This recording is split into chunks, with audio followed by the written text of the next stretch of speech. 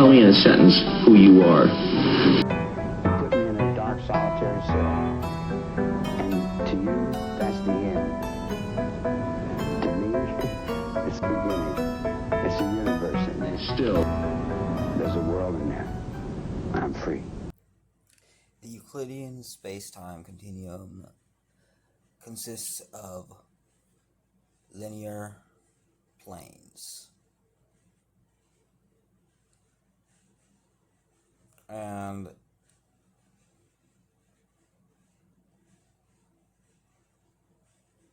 it does not, even scientists agree that it is not mere reality. Any great complexity and Euclidean geometry suddenly is not representative of reality. The Euclidean space-time continuum consists of linear planes. They say it's more accurate, but it still tries to embody space as something that is contained within hard lines. That has a definite shape. I don't define reality that way, because what is space? Well, in realities, in the sense of reality, space is that which contains the entropic energy of an object moving from point A to point B. And how do you measure that movement from point A to point B in terms of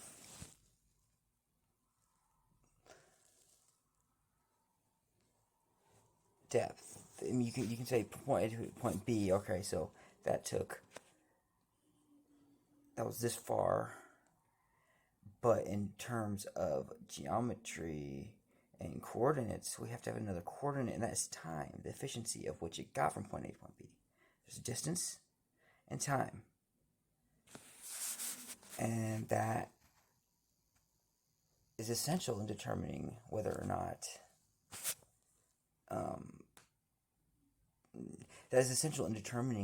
the entropy produced by the motion.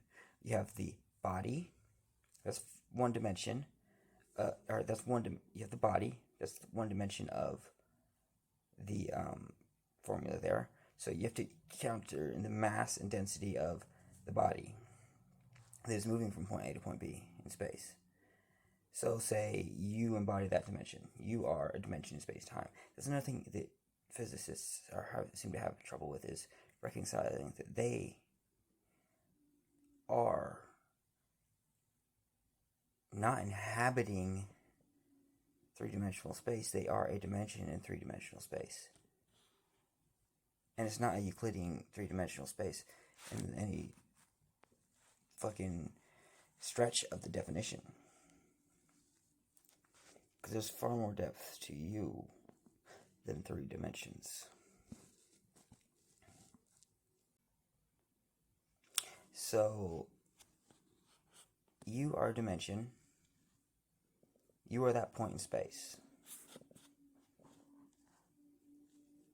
Or that object embodying a point in space. You want to embody a different point in space that is further away. How do you measure that point is relative to the point that you are on currently. So if you take 3 steps, suddenly you have space, because you have to have that contrast to measure those steps. And that transmutation of was here, now is there, that is a crossroads of I and nothing, I and not I, moving forward. And that created space that was relative to time, your mass, the time, and the distance. How many steps did you take? How long did it take you to do it? And how much of a displacement was there based on your mass and your value, your magic cannot change reality. Reality is already made. It is there. It is what you know already. Magic is an art. The dark arts of magic describes it well, and that magic draws on the dark of ambiguity, a pattern that you have preconceived in your head.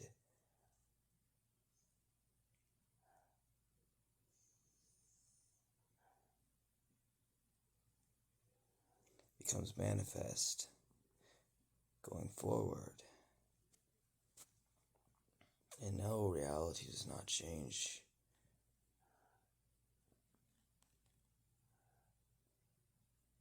But as reality is given to draw inspiration from the dark of ambiguity, as we know, no man knows the future but him who makes it. So magic is the dark art of laying a pattern where there is none. That's the future reality. May coalesce around it.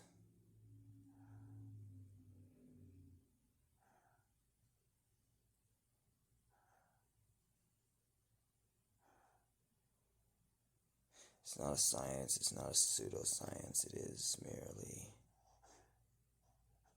an art form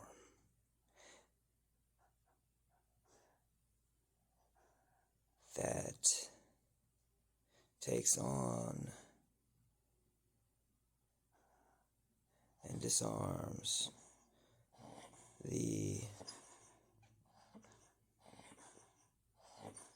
loops of uncertainty that take up our forebrain. It banishes fear by painting a picture.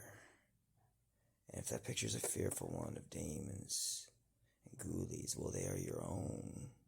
So it is you that people fear. You yourself have no fear. You've belched it out onto the reality, and now it is the reality. It's an exorcism. Exorcising the dark. But you must give a little of yourself also with that dark, otherwise it comes out as merely dark. You fall right back into it, and it into you. So you leave behind a little trace of your pattern,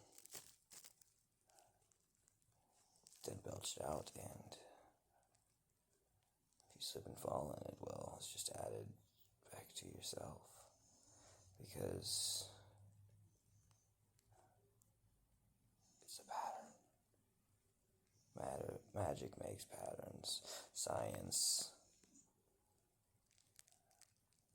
calls them true or false. But whether true or false or not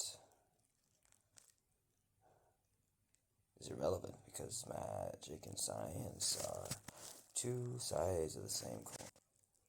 One deals in reality, one makes patterns for reality.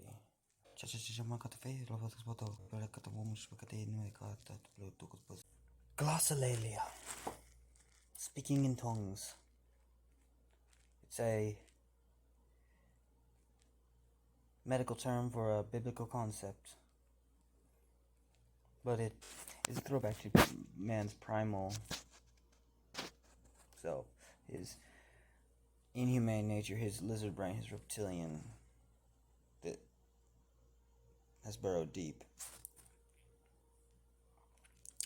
They have found that it does not trigger the speech formative parts of your brain in the prefrontal lobe. It is actually not apparent where the flow of information or gibberish in glossolalia comes from. The expressed urges of your inner self was not inhibited, and it just spoke freely before there was words.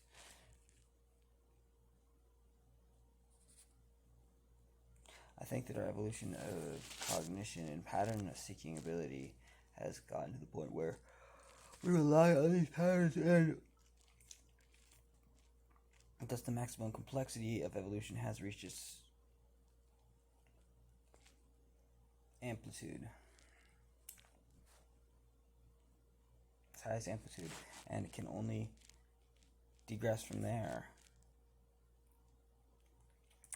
In these charismatic churches, it is believed that glossolalia comes from God, speaking in tongues. You're speaking the voice of God through you, channeling the divine. And I don't feel that way myself, but I know that it is definitely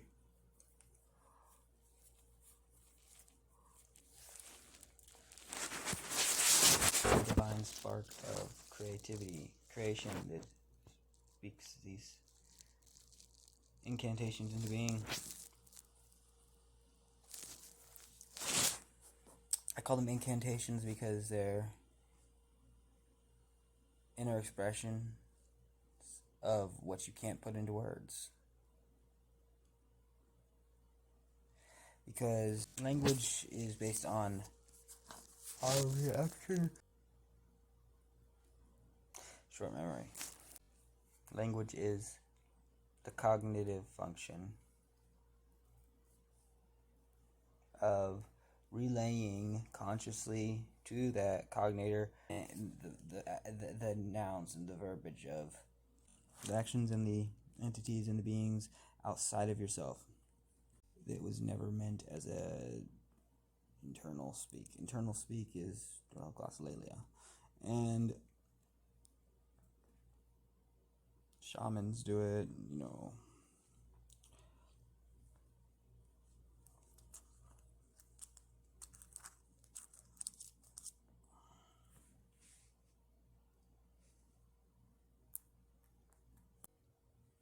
Shadow work is your inner, your suppressed archetypal shadow self,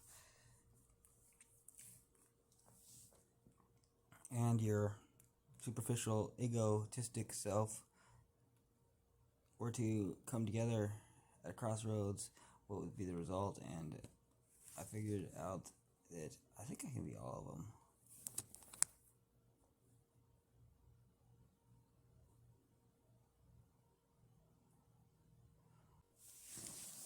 So your gremlin's your shadow that will either bypass your cognitive executor, or your cognitive executor will oftentimes. And that's called shadow work. When you're consciously aware of stepping away from the wheelhouse and letting the reptilian inside handle the wheel, then it's like you kind of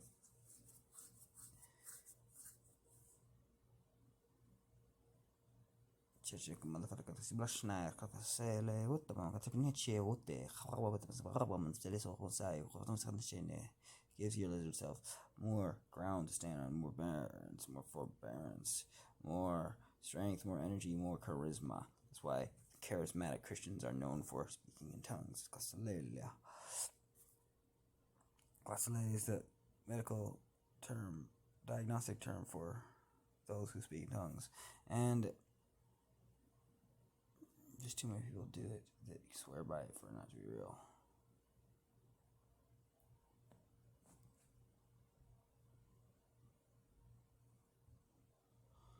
Wow. Anyway, the archetypes of Jungian psychology are patterns of logical conclusions. They're not reality. They're not hyper-realistic aspects of reality. Imagine every day that your wife was there, never left, was glued to your side. You never had a moment to yourself and never have a private moment to be you. You're sitting, she's right beside you holding your hand. That's what we want of our wives, right? To always have them by our side, never let them go, to possess them. But now imagine having actually possessed your wife. Apart from you, she does not exist.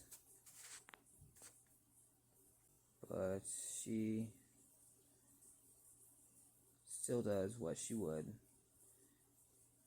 if you hadn't been there regarding her. She's not acting anymore. She's not placating. You get the sense of always being watched, always looked at, always scrutinized. You'd be hypercritical of yourself because you feel hyper criticized. Anytime we're noticed,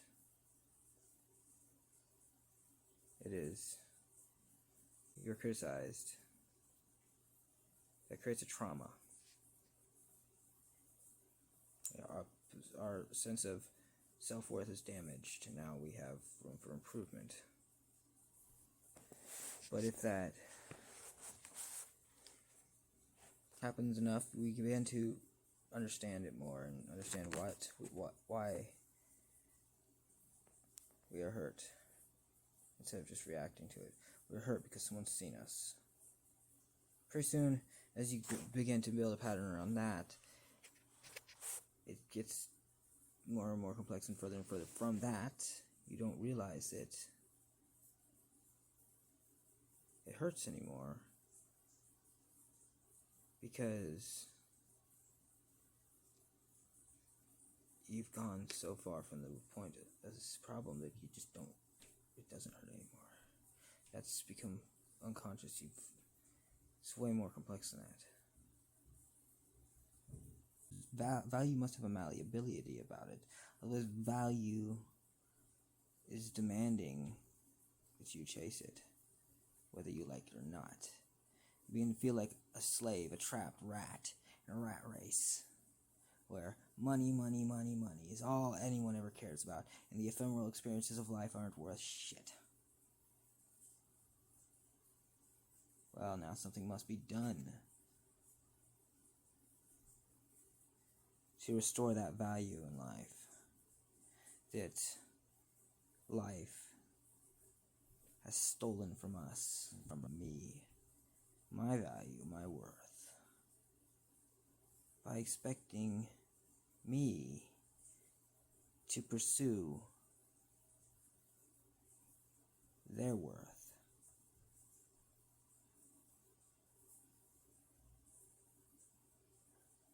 Not only has it stole my worth from me, it has stacked the deck so that I must value what they value, or I would not survive. I would die. Because my worth, what I find valuable in life, means nothing to you. My people are not your people. Your gods are not my gods. I acknowledge our differences.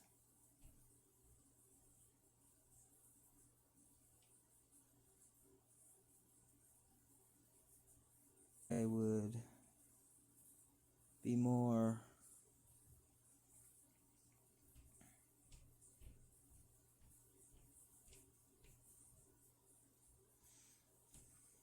prone to honor the worth of my animals, per se.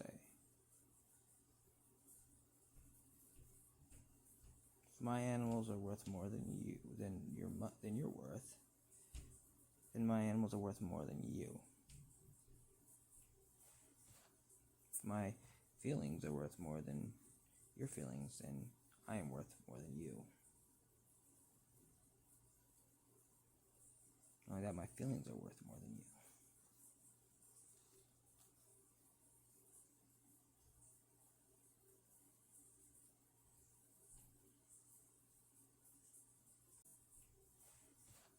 If my feelings are worth more than your feelings, then I am worth more than you.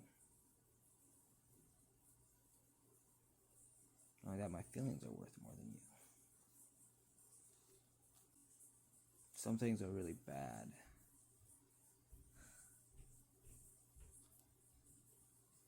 Really cruel. But the cruelest torture of all is to be subjugated, to endure something unthinkable, and not to scream. Not only not to scream, but not to recoil in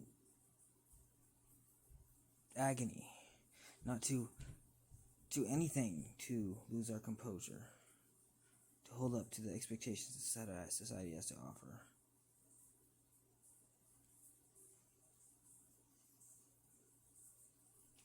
Our worth will never be appreciated. Our worth will never be valued. Always be money, money, money, money, money. But if we choose to chase after it, we should not be made to die. Everyone's different, but they must have the same values. They must love money. Taboos. Those must be honored. If you just want to die, you will be stuck in the loony bin. If you hate this form, you better not tell anybody about it. If you worship God, you better not do that shit in public. But if you worship the devil, no one will actually believe you or take you seriously. Because they don't worship the devil. How could you possibly worship the devil? There is no empathy. There is love of self. Because if it were truly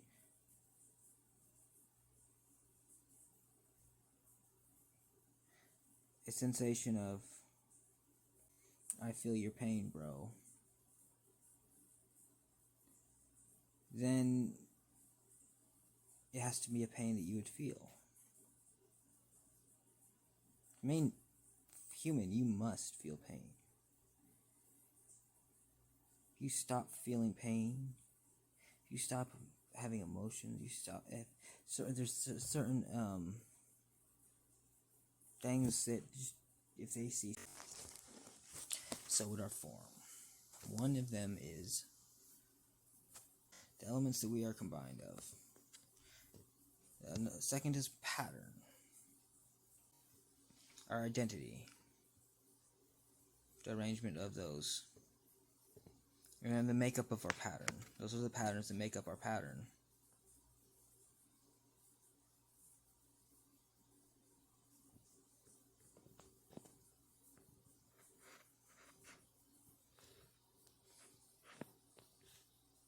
And if there's patterns that make up our pattern, we are a pattern that makes up a pattern. And we seek to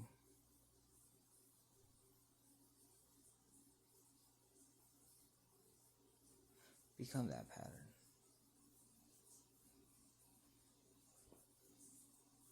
But if we are an overachiever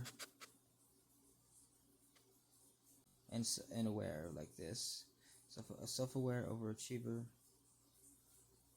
ahead of his times, he skips the part where he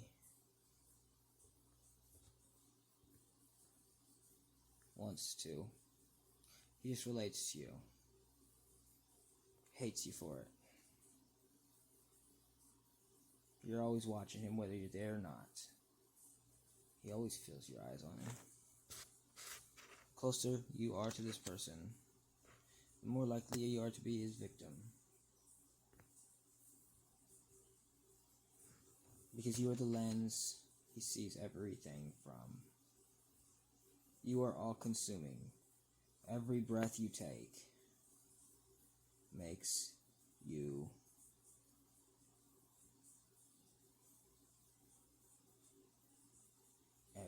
responsible. Every breath you take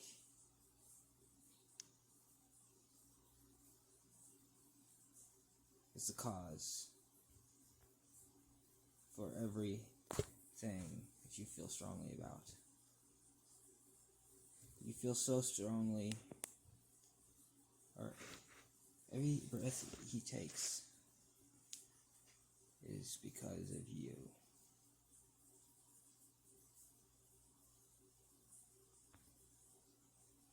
Or is dynamic with you.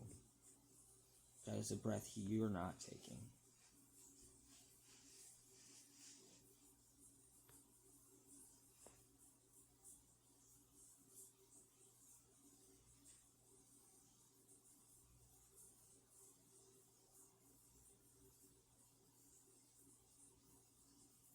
There's no reward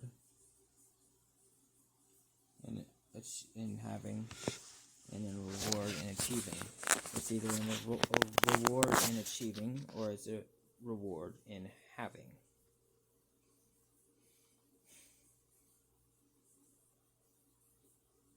There's no reward in having life unless you are taking life.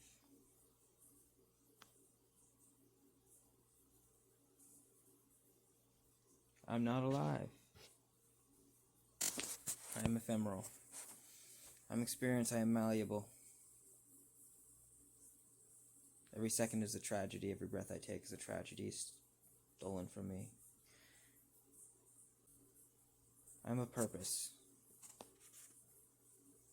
that someone else is fulfilling. For a time I am in this form, but then I shall be in another. Neither this form or the next are chosen by me. The only thing I have a right to choose in this world is the time of my passing. And only if you let me.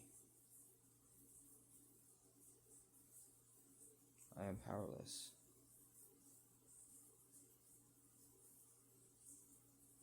And the funny thing is, those that control me don't even know that that's what they do. They do this unknowingly, dumbly, inconsiderately of me, because they don't know what it's like to be me. To see things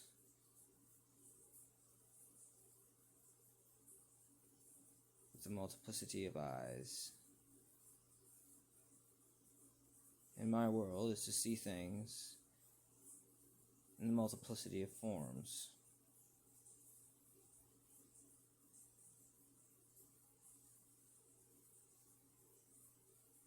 If I'm thinking about you, I don't see the room I'm in.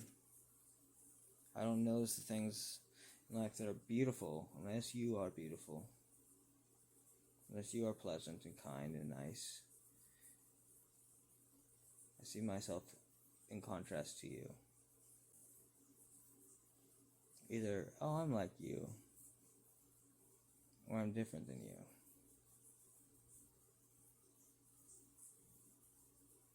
If I'm different, then am I better or worse? See, I'm obsessed with equality. All men are equal, all things equal. Finding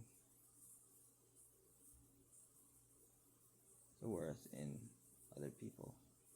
But if I can't find any worth, then, well, am I worthless? You've made me so. Nobody. I'm nobody. I'm a tramp, a bum, a hobo. cigar and a jug of wine. And a straight razor if you get too close to me.